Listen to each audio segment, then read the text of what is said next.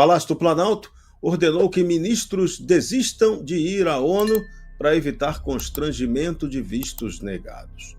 Apenas Lula e o chanceler Mauro Vieira devem viajar, contra o ano passado, em que viajaram 10 ministros. Alexandre Padilha teve seu visto revogado e pediu de novo, mas ninguém deu resposta para ele sobre visto de novo nos Estados Unidos. O Fernando Haddad também tem o dele ele conseguiu receber o visto normal como ministro da Fazenda, mas também não está com muita disposição para querer viajar, não. Então, o clima não está bom, segundo diz o governo. Houve uma desmobilização planejada para essa viagem internacional.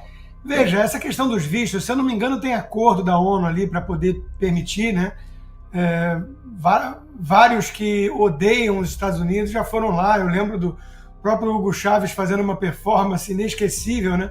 Melhor que atores de Hollywood, melhor que o Javier Bardem, que a gente descobre por que fez tão bem aquele papel de psicopata lá do...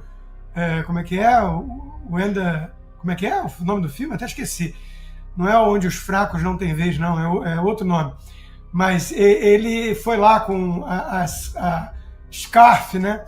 Que o Yasser Arafat usava, que esses terroristas islâmicos gostam, fazer pulso cerrado. Ele não se importa com vários e vários muçulmanos mortos por muçulmanos, né?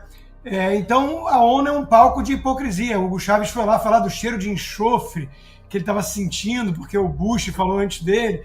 Então, assim, a ONU, se eu não me engano, tem um acordo para receber a escória da humanidade. Afinal de contas, o que seria da ONU sem virar palco da esquerda caviar global? Agora, isso tudo, Serrão, serve para uma reflexão maior, né? Que o Brasil realmente está indo para uma rota de colisão com os Estados Unidos. Essa questão dos vistos de ministros, da incerteza, tudo, é apenas a cereja do bolo de um governo cada vez mais anti-americano peitando um governo americano que reage contra o eixo do mal. Então a Gleisi Hoffmann andou falando de novo dos Estados Unidos, o Lula deu entrevista para o New York Times alfinetando o Trump. Então, de novo, eles não querem paz, coisa alguma, eles não querem resolver problema de tarifa. Até porque eles sabem que a exigência do Trump é a questão política e institucional, não a questão comercial, e que eles não vão entregar isso, porque eles não vão entregar anistia e libertação do Bolsonaro. Então eles estão numa sinuca de bico e o PT quer o caos, porque o PT floresce no caos, é praga, né? Ele quer que vire Venezuela, porque na Venezuela eles são o Nicolás Maduro e o seu entorno, a sua entorragem, né? Então eles querem o poder absoluto, totalitário.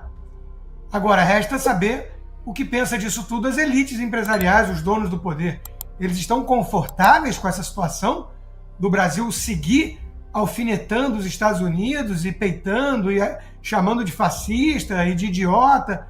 Onde vai acabar isso? Não vai acabar bem, né? Para a turma da Globo, dos banqueiros, das indústrias. Isso não vai acabar bem. Então, é preciso acordar enquanto é tempo. Que Lula vai participar de eventos sobre Palestina, clima e democracia em Nova York. O presidente brasileiro vai defender a solução de 2 estados para a Palestina, contrariando a política de Trump. Lula também vai comandar uma reunião contra o extremismo com presidentes do Chile e da Espanha. Vai participar também da Semana do Clima, tema que Trump rejeita como política.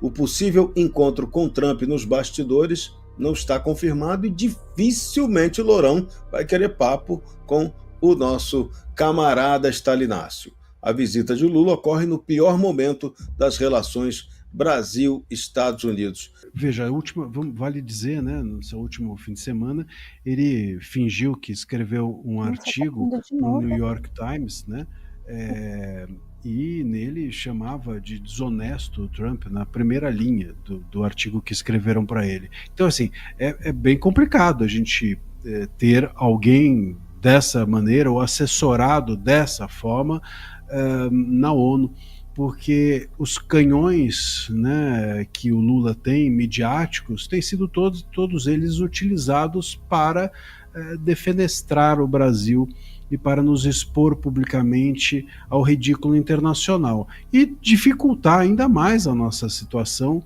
diante dessa crise institucional com os Estados Unidos. Veja, até o próprio Gilmar Mendes, de quem eu não espero nada absolutamente nada de bom. Numa entrevista, a famosa entrevista que ele disse que o voto do Fux era prenhe de incoerências, o que é uma bobagem imensa, mas ali ele assumiu, há uma crise, claro, há uma crise internacional, institucional, e ela está instalada no Brasil. O Lula, ele acha que ele está jogando war. Eu acho que é isso. Parece que ele está numa brincadeira ou algo do gênero, e ele acha que é o cowboy e que vai, portanto, vencer e ser o mocinho e salvar a princesa. Quer dizer, é um jogo eleitoral, é um jogo tolo, com a nossa credibilidade, com o nosso bolso, com a nossa economia, algo muito pouco, portanto, digno de qualquer tipo de respeito. No entanto, isso tem um efeito, um impacto internacional.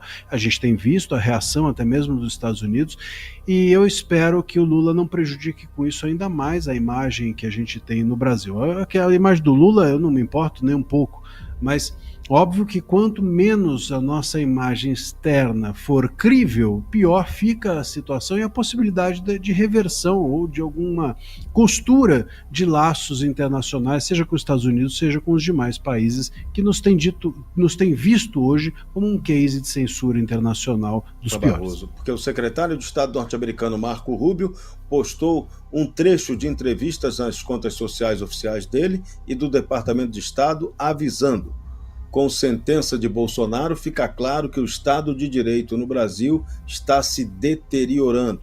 O secretário usou os canais oficiais para amplificar a declaração sobre crise judicial no Brasil. A postagem representa uma posição formal do governo Trump sobre a condenação de Bolsonaro a 27 anos. Marco Rubio cumpre a promessa de resposta adequada, formalizando a posição americana.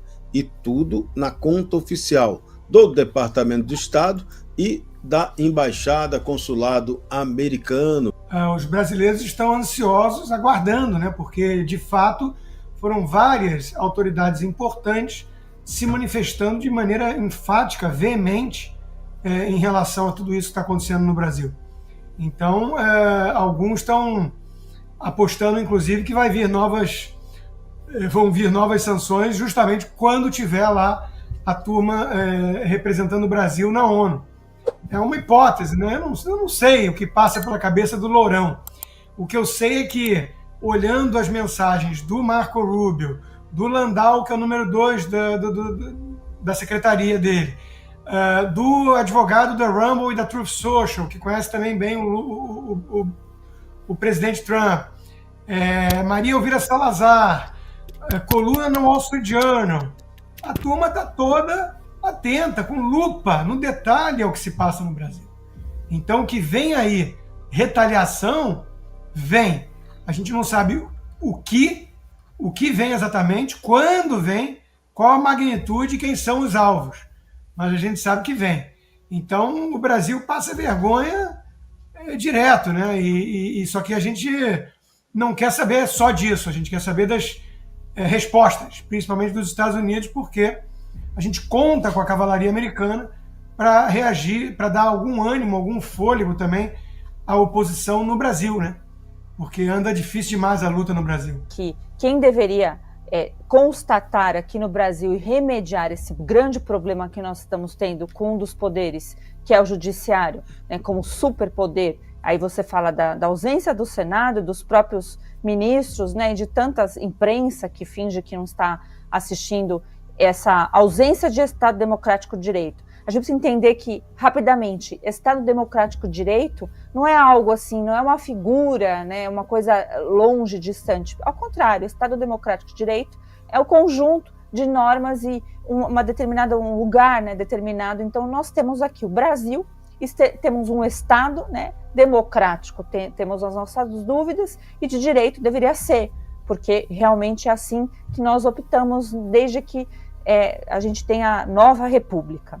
E também é uma constatação de realidade que o Brasil erra e erra demais. E quando tem esses erros, insiste nos erros, não é mesmo? Então tem que vir atores internacionais, acabar fazendo um papel que não é o deles, mas é fundamental para que o Brasil não caia numa ditadura tão triste como ocorre na Venezuela. Não creio que o Brasil seria nos moldes da Venezuela, mas creio que seria algo triste e um começo talvez da derrota completa da América Latina. A importância do Brasil, o tamanho dele, não é à toa. Então, os Estados Unidos está vindo para socorrer, com muita crítica de quem realmente, né, dá uma piscada ou algo mais para o bloco, o eixo do mal, Rússia, China e etc.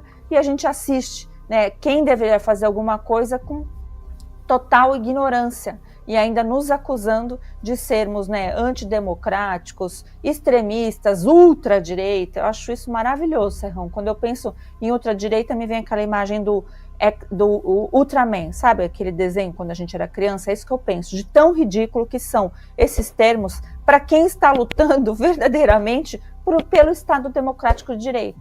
Os antigos legalistas ali, logo ali do passado, que comemoraram sim a prisão do Lula, porque a prisão do Lula foi por crimes de corrupção e lavagem de dinheiro.